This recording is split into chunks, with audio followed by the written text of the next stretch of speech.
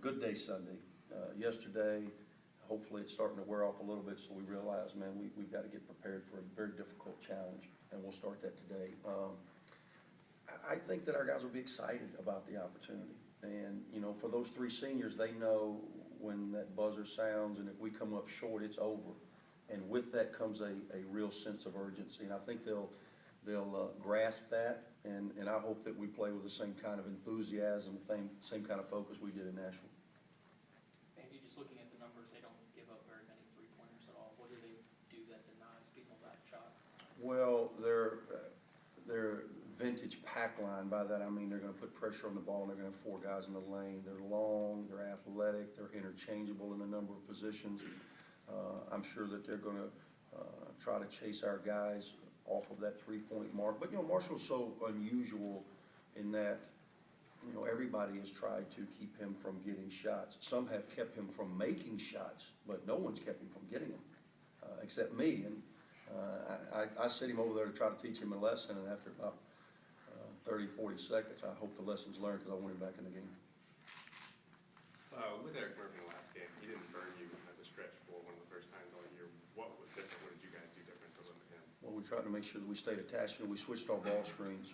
That was the biggest difference in the way that we approached the first game with them as opposed to a rematch. We switched our ball screens. And when Snoop was playing the point, one of the things that we were limited in offensively is our package. Quite frankly, he doesn't know all the plays from the point. I'm not sure he knows all the plays from the two, the three, or any spot, but he certainly doesn't know from the point. So we had to limit what we were doing.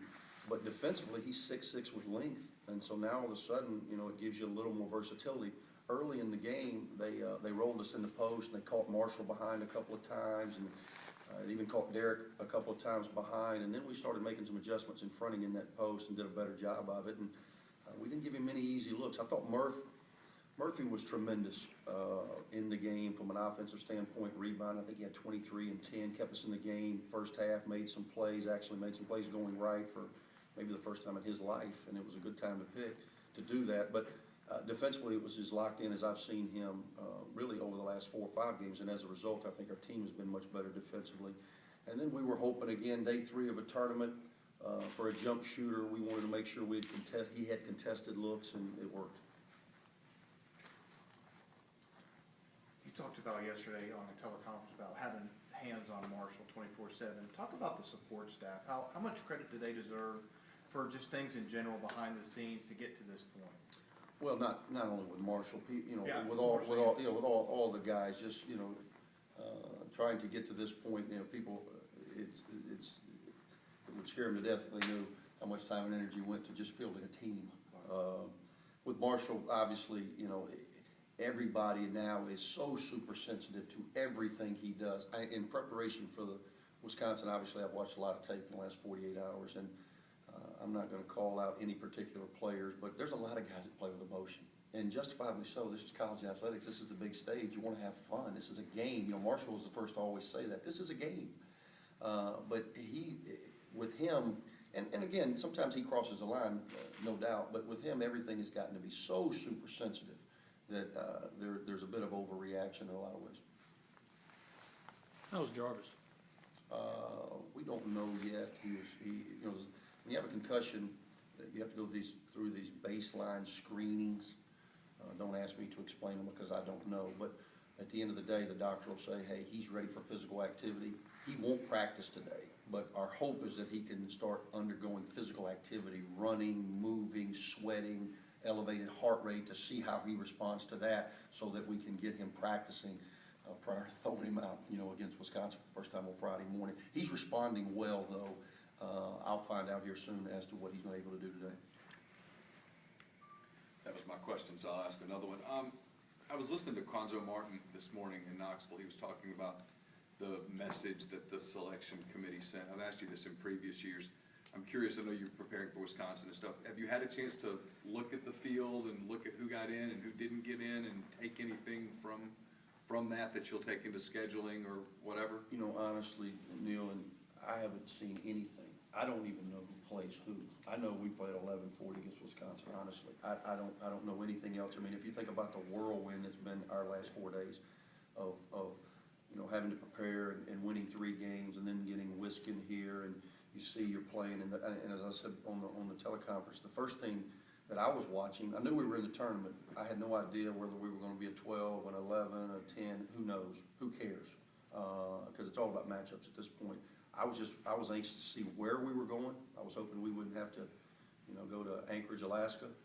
And I was wondering, and I was anxious to see when we were going because of the Jarvis factor and because of the fact that, I've got a front line that's beaten and battered and bruised, and as much rest as I can give them, the better.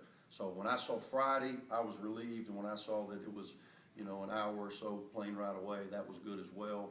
I really have not, because I'm a basketball fan, and I watch a lot of college basketball, but in preparing for Wisconsin, it's a daunting task in a quick turn. So I've just really invested all my time and energy in trying to get as much as I can on them so that I can give it to our guys in a way that they can ingest it. Generally, forgive me for following up with the mic, were you surprised it was just a 3-bid league? Just based on, everybody's bracketologist, that was what was anticipated.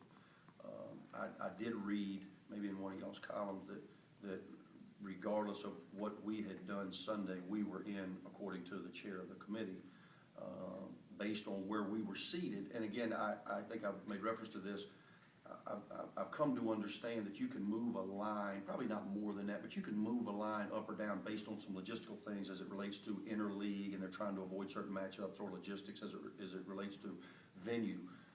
So I had an understanding that we were gonna be right in that mix. And now, if we would have lost, if we would have made that shot and we go to overtime and foul out, because we had some foul issues up front, and we lose that game, are we playing tonight? Possibly. But I didn't think that, other than maybe Tennessee, I guess Tennessee could have jumped in that last round, but I think most people kind of thought that it is what it is. Andy, if the Wisconsin game does become a grind-em-out game, I mean, how much confidence does that give you knowing that your front court played so well in this tournament? If you think about the way we've played, we led the SEC in scoring for the first time, and I don't know when, getting around 78, 79 a game. We go and win 3 games in 3 days and never got over 64, I don't think. When I looked at our numbers, we shoot about what we did in the normal regular season, right around 44%. We're under 27% from 3. We're at a blistering 54, 55% from the free throw line. We get out rebounded. We have more turnovers than assists, and we're the SEC champions. So it tells you it was all about the grind for us. It was all about defending. It was all about coming up with 50-50 balls, loose balls, and we charted it, and we got about 70% of them in the 3 games that we played. We play a possessions game, and that's what ultimately got us over the hump. We're in a 1-possession game, 2 of the 3 of our battles. And Friday's going to be a battle, and we've got to take the same approach, and hopefully we can improve upon some of those numbers. But if we don't, at least we know we've had success playing in that grind mode.